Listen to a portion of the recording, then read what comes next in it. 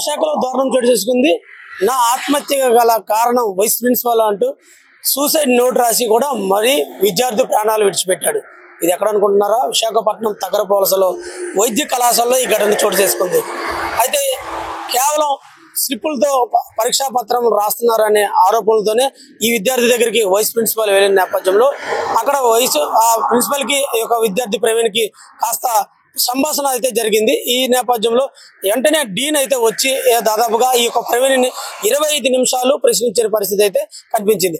ఈ 25 నిమిషాల్లో కూడా ప్రవీణ్ డీన్ కూడా నేను అలాంటి తప్పు చేయలేదు, నేను ఎలాంటి స్లిప్పులు రాయలేదండి చెప్పినప్పుడు కూడా నువ్వు నాకు ఎదురు సమాధానం చెప్తావా, నువ్వు ఎలాగ డాక్టర్ అవుతావో నేను చూస్తాను, నీ ఎంత తేలుస్తానంటూ కూడా డీన్ చెప్పారంటూ కూడా తల్లి అయితే మీడియా ముఖంగా చెప్పింది.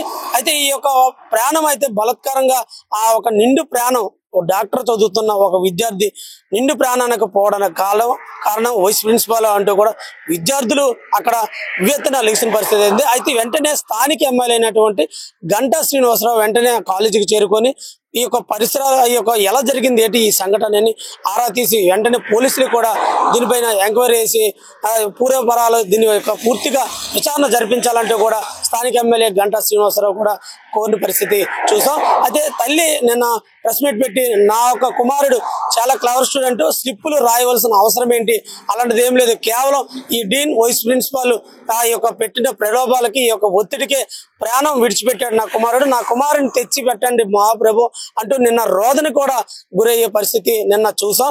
ఏదైతున్నప్పుడు కూడా ఇలాంటి ఘటనలు ఇలాంటి సంఘటనలు కాలేజీలో ఎక్కువగా మెడికల్ కాలేజీలో విశాఖపట్నంలో తరచూ కనిపిస్తున్నాయి.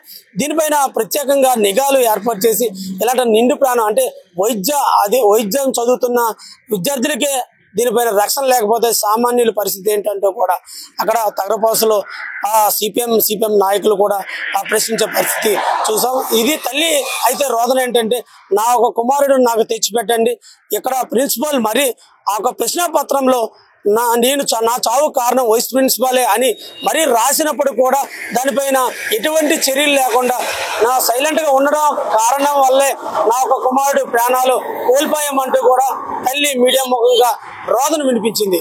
స్లిప్పులు కూడా లేకుండా ఏదో పర్సనల్ గర్జ్ ఉన్నట్టు వెళ్ళి డైరెక్ట్ గా అబ్బాయి దగ్గరికి వెళ్ళి పేపర్ తీసుకున్నారు.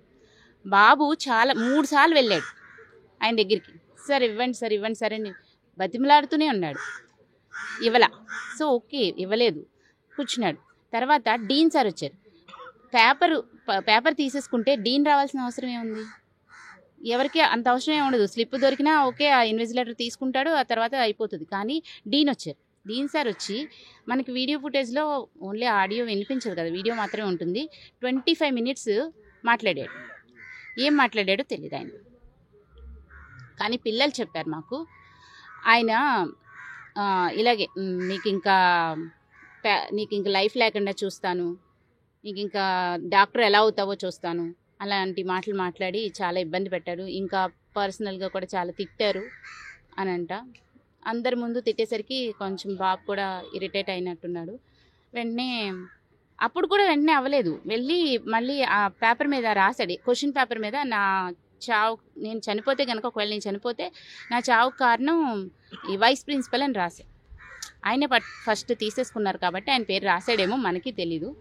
సో ఆయన అది చూశారంట, వైస్ ప్రిన్సిపల్ చూశారు ఆ పేపర్. చూసినప్పుడు అంటే ఆ అబ్బాయికి ఆ ఇంటెన్షన్ ఉంది అని చెప్పి ఆయన జాగ్రత్తగా కేర్ తీసుకుని పట్టుకోవాలి, కానీ పట్టుకోకుండా వదిలేశారు. ఇది ఇక్కడ తాజా పరిస్థితి. రాకేష్ తో వెంకటరమణ, ఆంధ్రప్రభ న్యూస్, విశాఖపట్నం.